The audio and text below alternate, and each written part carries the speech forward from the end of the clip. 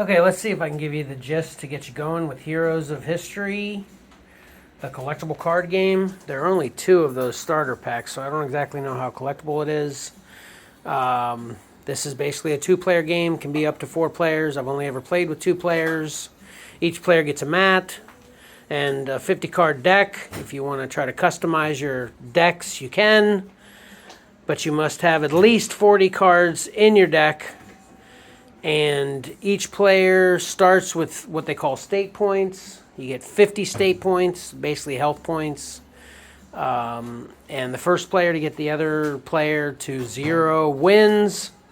And the way you start the game is you draw 5 cards out of your draw deck. This is your beginning phase, and every subsequent turn, your beginning phase, you would draw up to 5 cards. If you have 2 cards left from your previous turn, you would only draw 3, so on and so forth. The max you can have cards in your hand is 6 at the end of your turn. So if you're going to end your turn with more than 6, you must discard down to 6. There are 5 different types of cards. The purple-blue are combatants, green or battlefield, brown, black, and gray are all supply cards. This is action, weapon, and hold cards.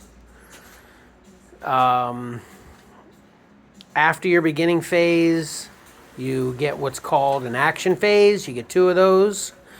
So in action phase 1, you can play as many cards as you want that you have available to you, and in all the ways you can play them. The only restrictions there are is you can only play 1 combatant card unless you have a card that says otherwise.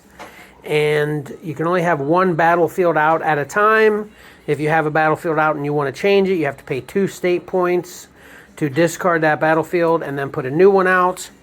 If you play a supply action card, it has an effect, and then it's discarded immediately. If you play a supply weapons card, you must have a combatant out to attach that weapon to use, and if you have a hold card, it's going to be out for a period of time to do things, and then you discard it after that's completed. Also, you'll notice in the trench and the command zone, there are only 5 available spots, so you can't have more than 5 out in each of those zones. So play your action phase 1 based on that.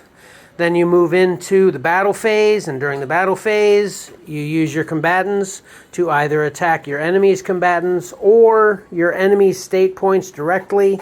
If they have combatants out, you must attack the combatants first. There are some cards that can just skip over that to attack your opponent's state points, but most of the time, if there's combatants out, you must get rid of them first. When you put out your combatants, you can put them out in action mode, attack mode or defense mode.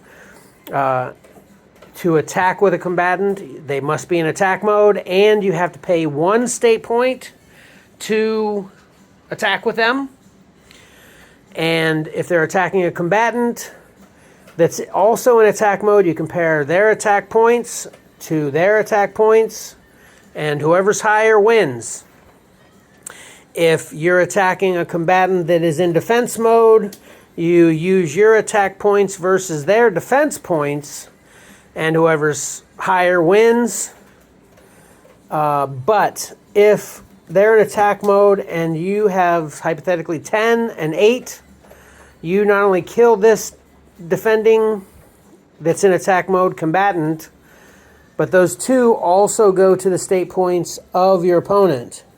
If they're in defense mode and you win 10 to 8, it just gets rid of that combatant, but no extra attack points go to your opponent's state points.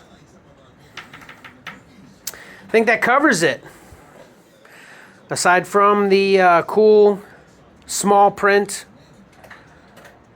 historical facts at the bottom of these cards, it's a pretty fun quick game. Like I said, have fun.